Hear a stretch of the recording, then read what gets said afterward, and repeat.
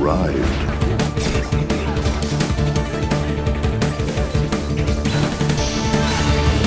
4 years after exploding into the role-playing genre, the celebrated Kingdom Hearts series continues exclusively on the PS2. Square Enix has managed to cram in every animated character they didn't feature the first time around, and the colorful graphics and stellar production design rarely fail to amaze. However, the gameplay is simple and repetitive, making it a dramatic adventure, but a basic role-playing game. Go, go, go, go, go,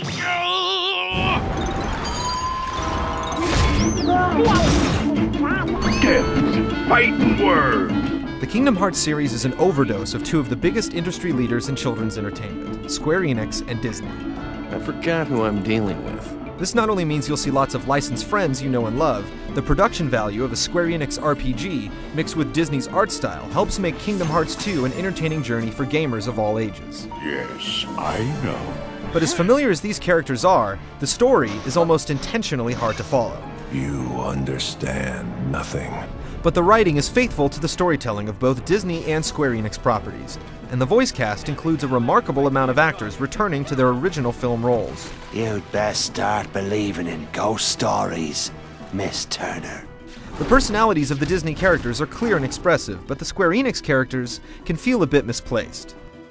While there are lots of fun new faces this time, like Mulan and Chicken Little, there are a couple of random cameos like Tron and the Pirates of the Caribbean. Captain Jack Sparrow, if you please.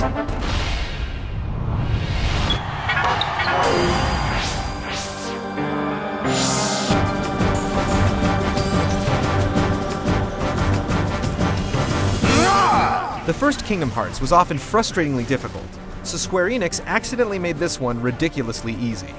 It's smart to make the game user-friendly for a younger audience that will obviously be attracted to it, but there has to be a more rewarding middle ground somewhere. To its credit, Kingdom Hearts 2 has a lot of varying gameplay options. You can customize your character's attributes or enjoy the combat and skip the role-playing. You can perform limit breaks and drives that allow you to harness the power of your teammates and land powerful combo attacks. And when new characters join your party, they bring custom moves and combos with them. You can also summon new Disney familiars for additional damage.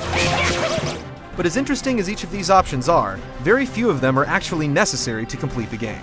Most battles don't require any strategy, just a powerful command of the X button. To travel between each location, you have to take the Gummy Ship, again.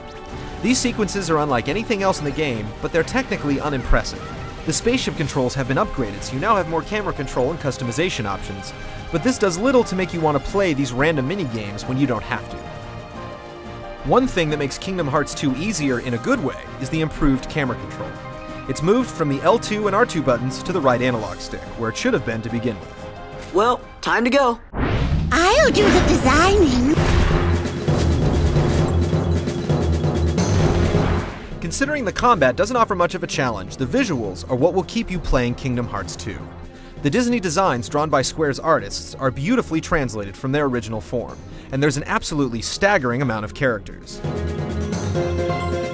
And if the cinemas are one of your favorite parts of any Square Enix title, rejoice, because you'll spend almost as much time watching the game as you will playing it. Wait, what am I sorry for? The environments also vary a great deal, but each of them feel smaller than those in the first Kingdom Hearts. They're also very linear, which keeps you from getting lost, but also makes you feel less like you're living in your favorite Disney movies, and more like somebody's holding your hand through them.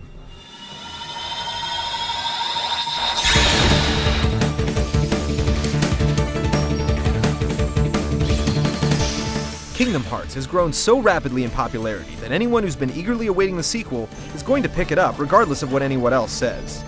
But those expecting the second installment to be as challenging and immersive as the first will be surprised to see how simplistic the combat and level structure has become. But the series still has loads of charm, and in a genre full of unfamiliar faces, playing a colorful adventure with a group of old friends is always a good time.